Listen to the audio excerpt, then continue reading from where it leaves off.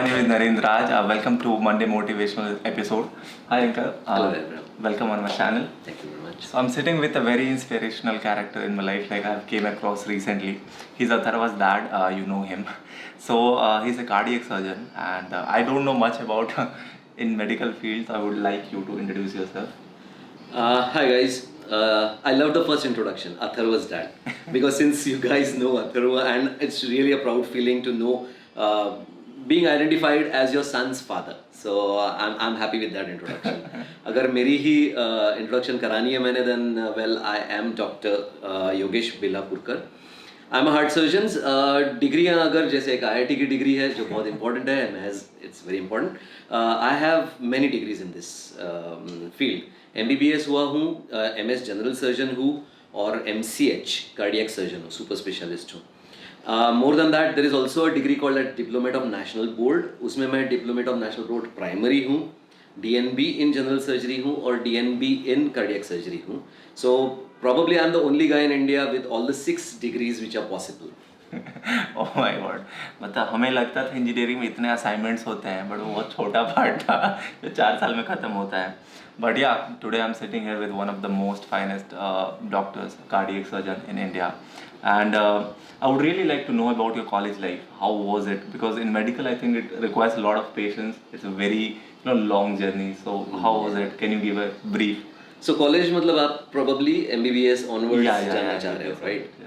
So basically MBBS तक की तो जर्नी अच्छी रही है, but let's gather that in some other episodes if at all. क्योंकि the way I have been brought up as a child in a chawl in Mumbai. chawl आप समझते हो जहाँ one room kitchen होता है, कॉमन टॉयलेट्स होते, तो वहाँ से जर्नी चली.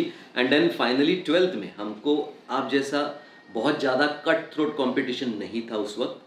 सो all I had to do was just get some marks in physics, chemistry and biology. मैंने वो सब्जेक्ट इसलिए लिया क्योंकि आई हेट मैथ्स. मैथ्स का हाल ही में एक अच्छा सा फुल फॉर्म भी मैंने ढूंढा है, वो मैं बाद में बता दूंगा. It is like mental harassment का ऐसा कुछ मैथ्स है उसमें. So I hated maths, so that's why I took up biology. उस टाइम कोई प्लान नहीं था कि मैं हार्ट सर्जन बनूंगा या किसी की जान बचाऊंगा, 6000 लोगों की जान बचाऊंगा, ये तो मैंने कभी सोचा भी नहीं था. राइट. सो बस मैथ्स नहीं करना था, बायोलॉजी किया and then I entered MBBS. And then MBBS Mumbai में कॉलेज में रहा मैं. MBBS का पैटर्न उस टाइम भी काफ़ी रिलैक्स था, चिल था. It was more of a practical training. Like शायद इसलिए मैं सर्जन बना क्योंकि हमारे हाथ ज़्यादा चलते हैं, हमारा दिमाग थोड़ा सा शायद कम चलता होगा. गवर्नमेंट से डिग्रियाँ तो बहुत मिली है, but so I was always more of a practical kind of a guy. तो हम MBBS में काफ़ी चिल रहते थे, लेक्चर्स अटेंड करते थे काफ़ी सारे, बट लेक्चर्स में भी एक दूसरे से बातें करना, थोड़ा सा उस टाइम मोबाइल नहीं था, which was very good thing. But then एक दूसरे के पास आंखों में बहुत इशारे वहाँ चलते थे दोस्तों के साथ, आज यहाँ जाना है, वहाँ घूमना है, शिवाजी पार्क जाना है, एक्सेट्रा एक्सेट्रा एक्सेट्रा, ये चीज़ें होती रहती थी. And then we used to play a lot. Table tennis खेलते थे हम काफ़ी, ओवरनाइट रुकते थे हॉस्पिटल, मतलब हॉस्टल में या हॉस्पिटल में या कॉलेज में. एंड कैंटीन सबसे बढ़िया जगह थी. आपके IIT कैंटीन का तो हमने देखा ही है. सो हमारे कॉलेज की कैंटीन भी बहुत अच्छी थी and that was the place where used to hang out most the times. And college खत्म होने के बाद भी 2-2 घंटे तक हम वहीं पड़े रहते थे, बातें करते रहते थे.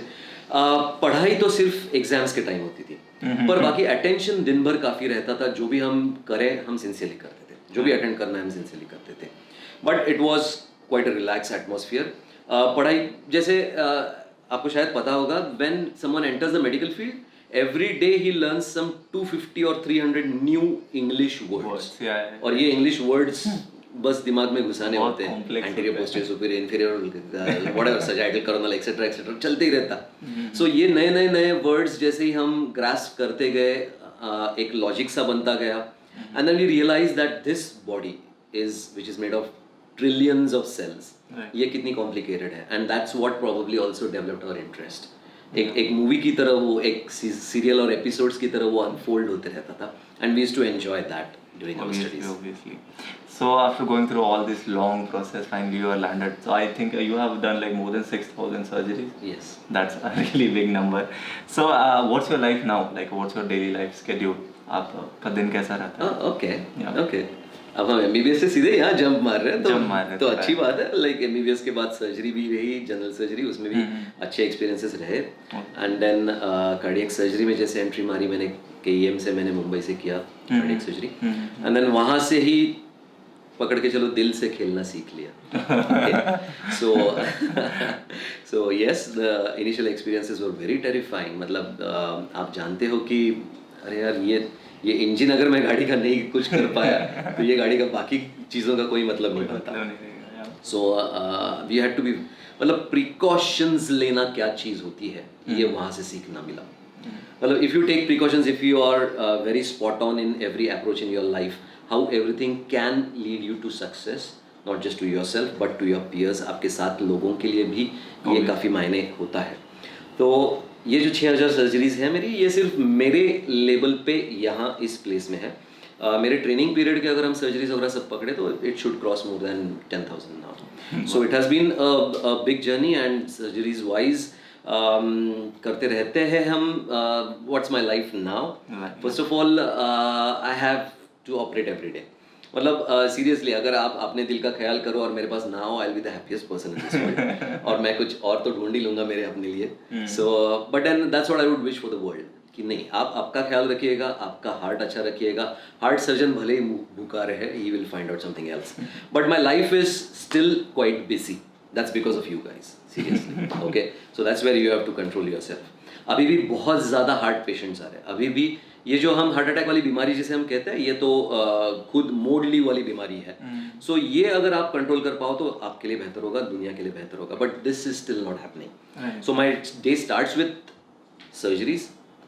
2 या 3 सर्जरीज होती है, पर कल जैसे मैं आउट ऑफ टाउन जा रहा हूँ तो वहाँ दिन में 4 सर्जरीज भी करना पड़ रहा है। विजिटिंग सर्जन होता है। सो सर्जरीज हम पहले जाके हम ओपीडी में पेशेंट्स को कंसल्ट करते हैं, क्योंकि I am the first face as well to the patient. Patient तकरीबन अपना दिल लेके मेरे हथेली में दे रहा है, राइट? तो मुझे उसको ये यकीन दिलाना है कि नहीं भैया और बहन जी, आपके दिल का मैं ख्याल रखूंगा। ओके, मेरे दिल से मैं आपका ख्याल रखूंगा, there is no doubt about it. So that's where my day starts. And then वो पेशेंट्स ओपीडी में जो आते हैं, ओपीडी इज आउट पेशेंट्स, वहाँ फिर उनको उनके बीमारी के बारे में मैं बताते रहता हूँ कि this is what it is, ये आपकी एंजियोग्राफी है, ये आपको, एंड देन आपको ट्रीटमेंट ऑप्शंस क्या है, कौन सा ट्रीटमेंट ऑप्शन कहाँ अच्छा रहेगा, एंड क्यों आपको मेरे पास तक आना पड़ा है। मेरा दरवाज़ा आखिरी वाला दरवाज़ा होता है। लाइक इसके पहले दवाइयाँ होती है, एंजियोप्लास्टी नाम की प्रोसीजर होती है, बिना ऑपरेशन किए कुछ चीज़ें होती है।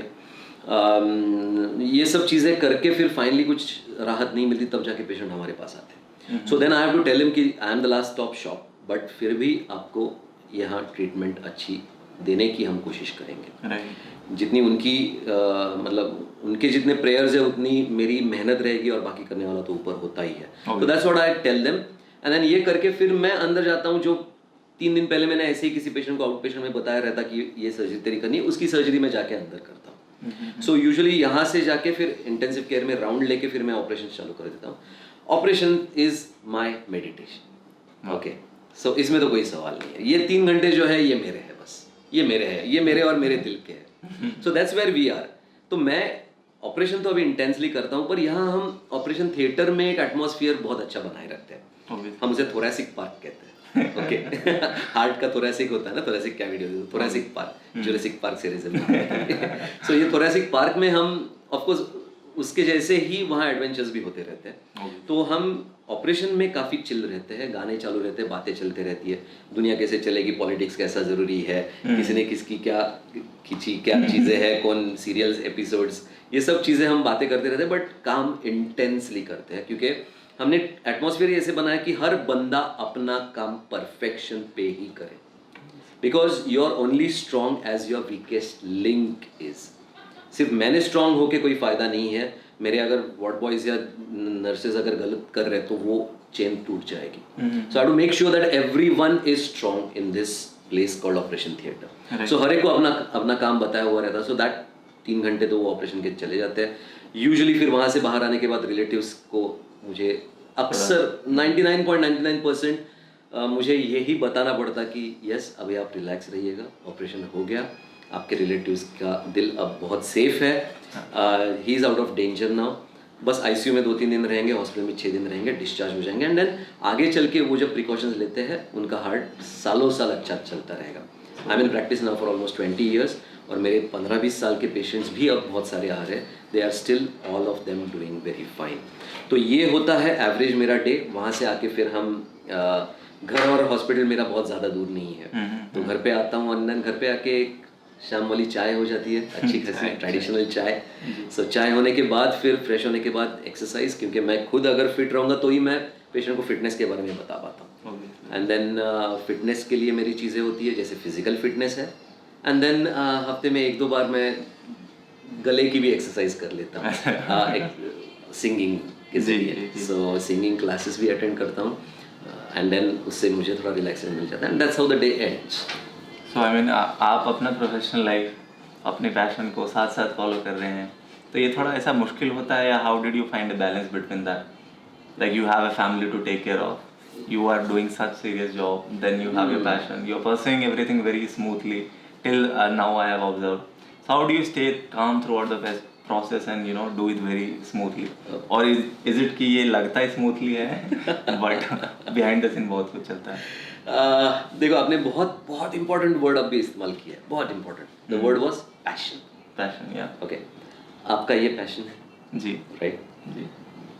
हर चीज में अगर आप पैशन लो तो वो चीज उतनी स्मूथ बनते रहती है, क्योंकि आप उसमें इतना ज्यादा इन्वॉल्व रहते हैं। ओके, मैं भी हर चीज में पैशनेट ही रहता हूँ। That's probably the sign of being alive. बिना पैशन के बस पढ़े हैं, काम कर रहे हैं, इसको कोई मतलब नहीं होता। जिंदा दिली अगर किसी को कहनी है तो वो पैशन को कहनी है। तो यहाँ से उठते वक्त भी जब हम देखते हैं, बस सूरज देख रहा हूँ, वो भी पैशनेटली देख रहा हूँ, चलो थैंक यू गॉड आज मुझे सूरज देखने को मिल रहा है। Isn't that true? Isn't that thankful, yeah. So that's where the passion starts right from the day. Right. I'm not talking about bathroom though. I'm sorry, I'm just trying to keep the atmosphere a little light. Yes. So passion हर चीज में अगर हो तो वो काम नहीं लगेगा। Totally. मतलब कोई तो एक मूवी में था, आप काम क्या करते हो? नहीं, काम तो मैं नहीं करता हूँ, ये सब मेरा बेसिकली वो इन्वॉल्वमेंट ही है। बस मेरा लाइफ एक लंबी छुट्टी है, ऐसा वो बताता है।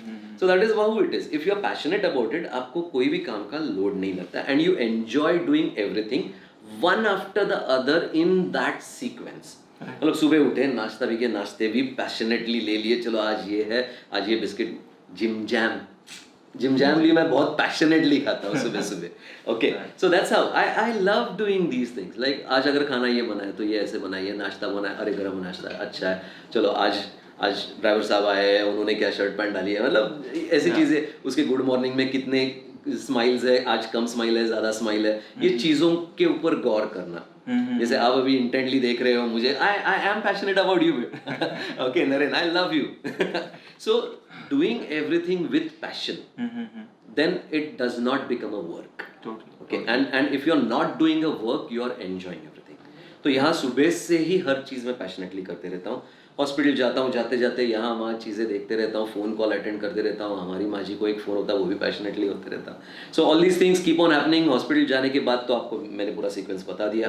वापस आने के बाद भी एक्सरसाइज अगर करनी है तो मैं exercise is passionate because not that I want to, अरे मैं जवान थोड़ी ना, so I don't want to show off my body to anyone. It is just ये एनए में जो बंदा खड़ा है ना, लाइक उसने गालियां नहीं देनी है मुझे। Okay, so I am passionate about that कि नहीं भैया, ये एनए में जो दिख रहा है वो भी अच्छा इंसान दिखे, एंड ये इंसान ही कल पेशेंट्स के सामने जाने वाला है। सो पेशेंट्स को वो अपीलिंग लगे, that is definitely one angle. गाने के बारे में भी मेरा पैशन ये है कि अब लता जी एंड रफ़ी साहब आर यूनिवर्सिटीज़, और वो तो मेरी यूनिवर्सिटी नहीं है, पर ये कितनी मुश्किल यूनिवर्सिटी है ये जानने की जब कोशिश करते हैं, जब उसको थोड़ा सा रेप्लिकेट करने की कोशिश करते हैं। जैसे आप देख रहे हो मेरे पीछे एक अच्छा सा पेंटिंग है, अब ये हमारी दोस्ती है अश्विनी, उन्होंने ये पेंटिंग खुद के हाथों से किया हुआ है।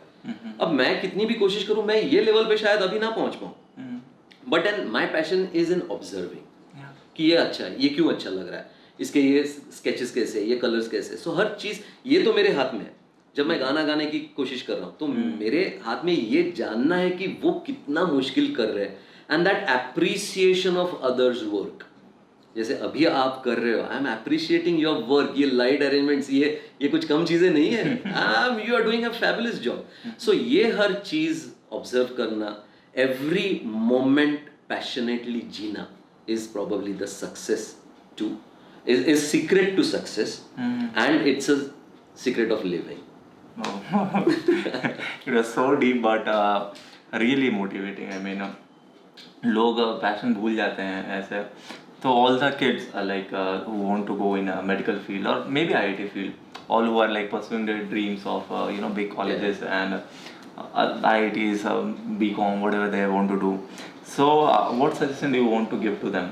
Like mostly क्या होता है कि लोग जो क्या कर रहे हैं उसको देख के फॉलो करने लगते हैं, but still to figure out what they want and the motivation should be from her. So any suggestion on those students who are watching? Yeah. पहली चीज तो वही चीजें करो जो आपका दिल करे. Okay, situation probably is immaterial. So अब जैसे हमारे बहुत सारे पॉलिटिकल पुराने लीडर्स थे या बहुत बहुत महान लोग थे इंडिया के, जो जेल में रह के भी बहुत अच्छी अच्छी चीजें सोच रहे थे. सो जेल में इन्होंने, मतलब it was not a situation कि ये पॉजिटिव वाइब भी आना है, यही होना है. अगर आप अंदर से मोटिवेटेड हो then you can achieve a lot of things. So पहली चीज तो आपको ये देखना है कि आप अंदर से किस चीजों से मोटिवेट हो रहे हैं. Not because your parents are saying, not because you have peer pressures, not because आपके कॉलेज में आपका दोस्त ये कर रहा है. You have to find out what really motivates you, and I'm sure हर कोई इंसान, हर कोई बंदा, हर कोई स्टूडेंट ये जानता है कि उसे किस चीज में इंटरेस्ट ज्यादा आ रहा है. So my first message will be motivation खुद का ढूंढे. Second message will be there is no compromise on efforts. Right. Okay.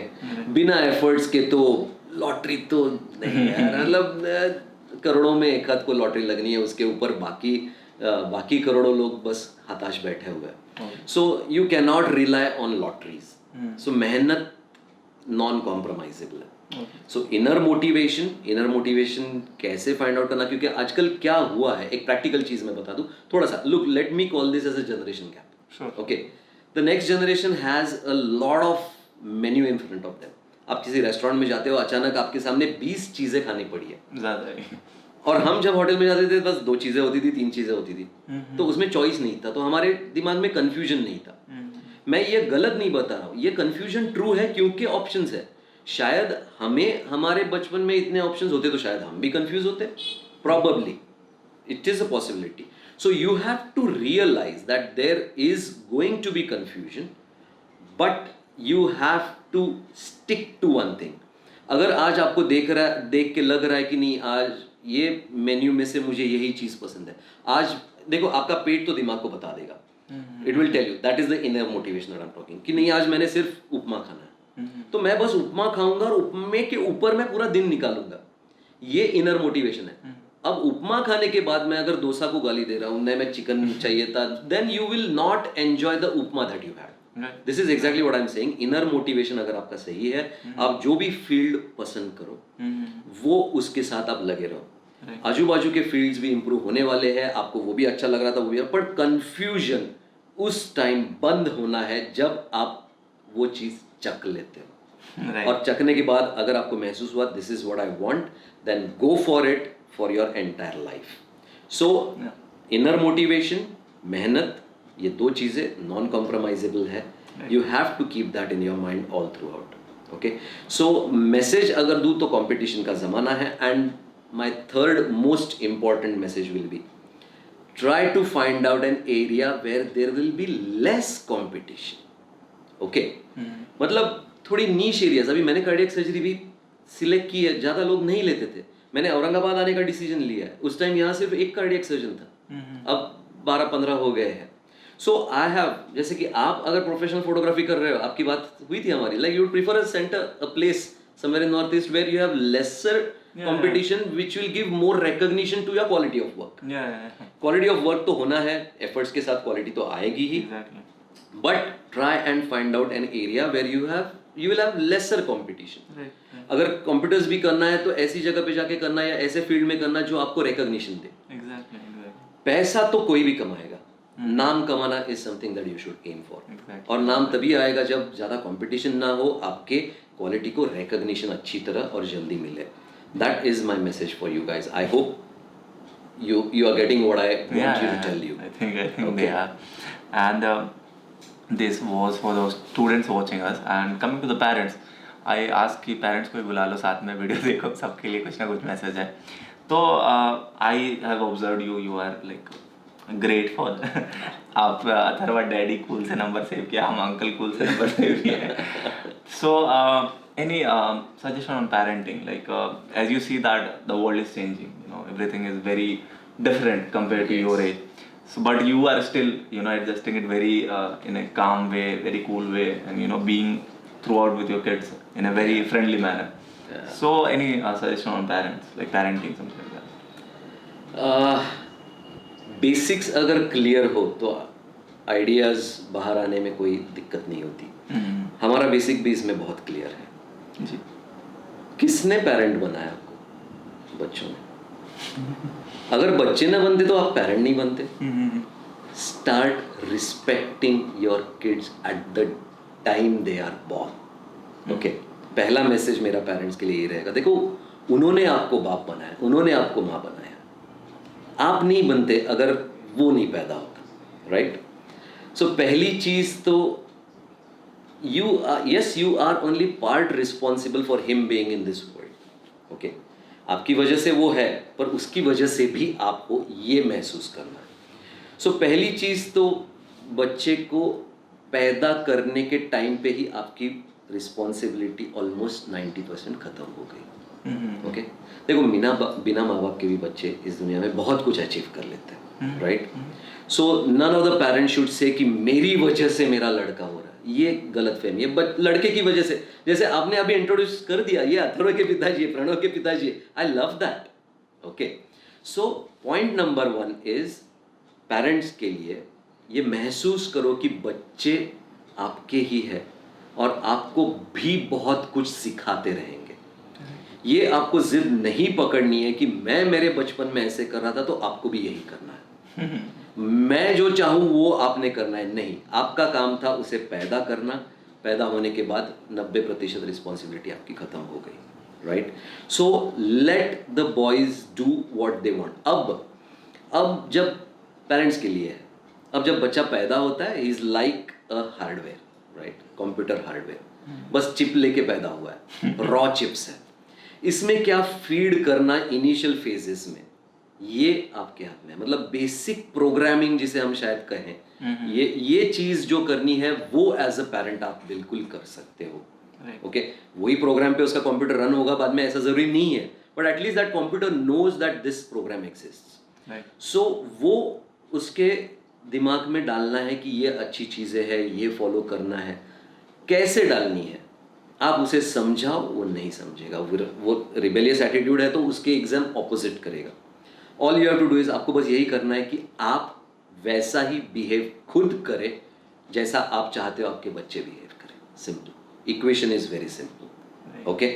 तो पहली चीज तो बच्चों को आप नहीं सिखाओ, बच्चे आपको सिखाने वाले हैं. आपको जैसे बच्चे ग्रो होने हैं वैसे आप खुद ग्रो होने की कोशिश करिएगा. Let the children follow whatever they want. मैं अभी थोड़ी देर पहले जो बता रहा था, इनर मोटिवेशन, हर चाइल्ड का इनर मोटिवेशन अलग होगा. उसके सामने मेन्यू होगा, पर वो जिसे चक के बोलेगा नहीं पापा मुझे ये चाहिए, नहीं माँ मुझे ये चाहिए, उसे वो दीजिएगा. लेट हिम और her follow whatever they want. Okay? As parent आगे क्या, मतलब ये प्रोसेस होती रहेगी. पेरेंट्स भी बढ़ते रहेंगे, ओल्ड होते रहेंगे, but do not burden your children with anything. Support them always, but गलत चीज़ों पे ज़्यादा सपोर्ट नहीं होना है. Okay?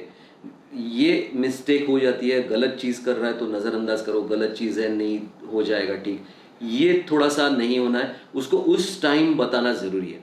B as a road map, मतलब जो डायरेक्शंस बताता है कि ये गलत डायरेक्शन है, यहाँ मत जा बेटे, तू वहाँ जा, तू मेरा बेटा है इसलिए मैं कह रहा हूँ, मैं गली के सब लड़कों को नहीं कह रहा हूँ.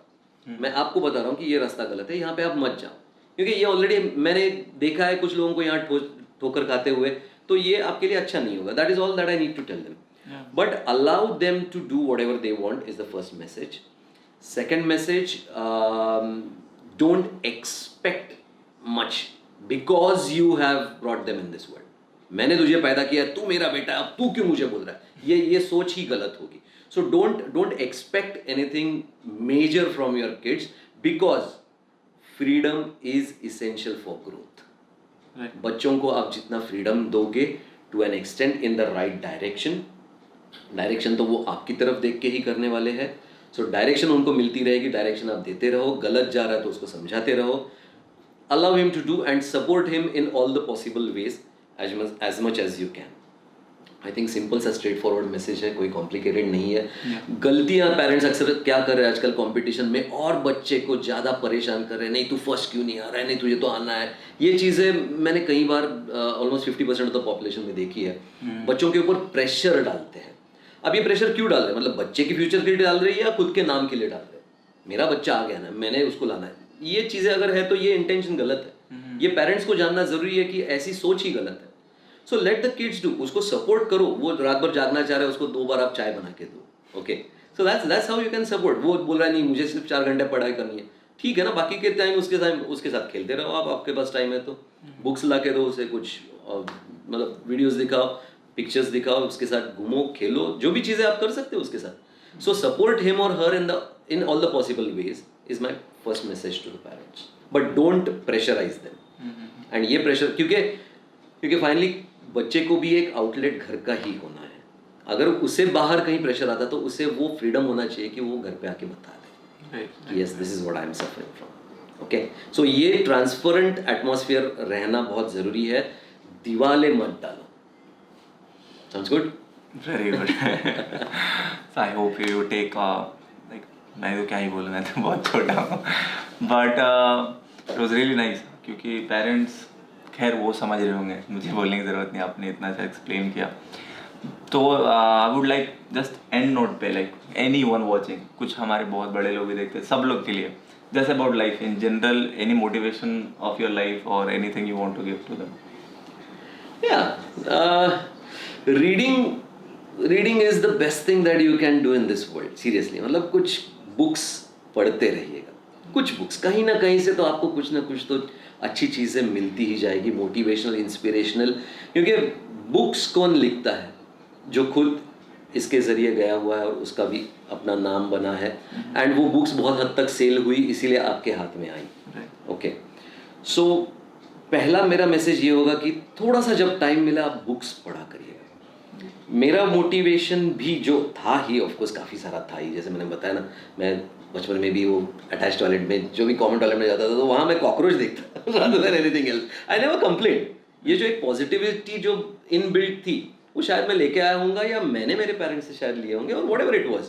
बट एंड मुझे अगर आप पूछो मेरे मोटिवेशनल, क्योंकि सर्जरियाँ कर रहा हूँ, माइंड कूल कैसे रखता हूँ, सोचता कैसे हूँ, कैसे बता पाता हूँ, कैसे clear, my inspiration has been Swami Vivekananda. आपने नाम तो सुना है, नरेंद्र नाम था उनका. हाँ जी, of course yes, Narendra ji, of course.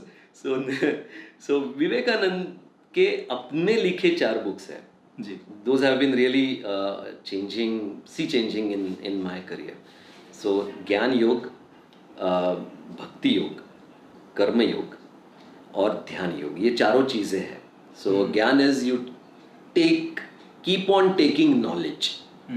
Knowledge बस लेते रहो, हर चीज़ का नॉलेज. आप अगर फोटोग्राफी कर रहे हो तो उसकी इन डेप्थ नॉलेज, मैं हार्ट की सर्जरी कर रहा हूँ उसकी इन डेप्थ नॉलेज, कोई और MBBS की तरफ जा रहा है, कोई पेंटिंग कर रहा है, कोई सिनेमा लाइन में है, किसी को ड्रामेटिक्स में जाना है. हर चीज़ में नॉलेज लेना ही है. और नॉलेज किस तरह से लेना है, कैसे बेसिक चीज़ों पे जाना है.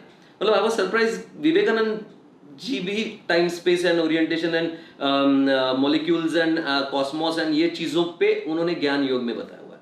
एनर्जी मास इक्वेशंस, ये सब चीज़ें उन्होंने बताई है. मतलब that was the knowledge. Of course उनका नॉलेज तो अलग ही था, अलग ही फील्ड में, इसलिए उनका नाम अभी तक है. बट उतने बड़े हम शायद ना भी बने. आप में से कम कम से कम 50 लोग तो ऐसे बने, मैं तो चाहूंगा कम से कम, that will be a sea change in this world. But उनका जो था बताने का जरिया, जो उन्होंने बुक्स के जरिए बताया हुआ, उनके बारे में लिखे बुक्स नहीं, उन्होंने लिखे हुए. सो नॉलेज लेना, ये ज्ञान योग में लिखा है कैसे नॉलेज लिया जाता है. आप अगर भक्ति वाले हो, if you are a god loving kind of a person, then किस तरह से आपको गॉड के बारे में जानना है, गॉड क्या चीज़ है, आपकी भक्ति मतलब क्या होती है, आपका इन्वॉल्वमेंट क्या होता है, ये चीज़ें उन्होंने भक्ति योग में बताया हुआ है. कर्म योग ऑलमोस्ट एवरीवन नोज. ओके, सो कर्म करना है, कर्म में कैसे निष्काम कर्म जिसे कहते हैं वगैरह वगैरह, ये क्या चीज़ें हैं, किस एटीट्यूड और किस इंटेंशन से कर्म करने हैं, ये वो कर्म योग में उन्होंने लिखा हुआ है. ओके, एंड ध्यान योग is meditation, how you elevate your self from all those centres in your body. तो ये चारों चीज़ें उन्होंने बहुत अच्छी तरह बताई हुई है, and that has been inspirational to me. Okay, so मैं चाहूँगा कि आप बुक्स पढ़ें. जैसे मुझे यहाँ से इंस्पिरेशन मिला, आपको कोई ना कोई बुक से ज़रूर इंस्पिरेशन मिलेगा ही. So that is my number 1.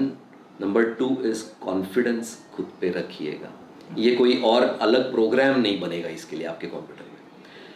बस आप यहाँ हो, सुन रहे हो, देख रहे हो, बस जिंदा हो, बस सूरज देख रहे हो, कुछ आपको बॉडीली हार्म नहीं हुआ है, आपको डिसीजेस नहीं है, आप यंग हो. Yes, be thankful. So being thankful every day will give you confidence. Okay, so दूसरी चीज़, बुक्स पढ़ो, कॉन्फिडेंस आपका आप खुद बनाते रहो, and with confidence everything else will fall in place. बस ये कॉन्फिडेंस कहीं खोना नहीं है आपने. ओके, अपने आप पे कॉन्फिडेंस रखो. मैं पेशेंट्स को हमेशा समझाता हूँ, पहले भरोसा आप अपने आप पे रखो, ऊपर वाले पे रखो, और बचा कुचा हम पे रखो. ओके, सो वैसे ही मैं कहना चाहूँगा कि आप खुद पे कॉन्फिडेंस रखो, बाकी सिस्टम्स तो यहाँ वहाँ होते रहेगी. So read books, be confident, make a change to the world. Okay, मैंने औरंगाबाद में आके थोड़ा चेंज किया है.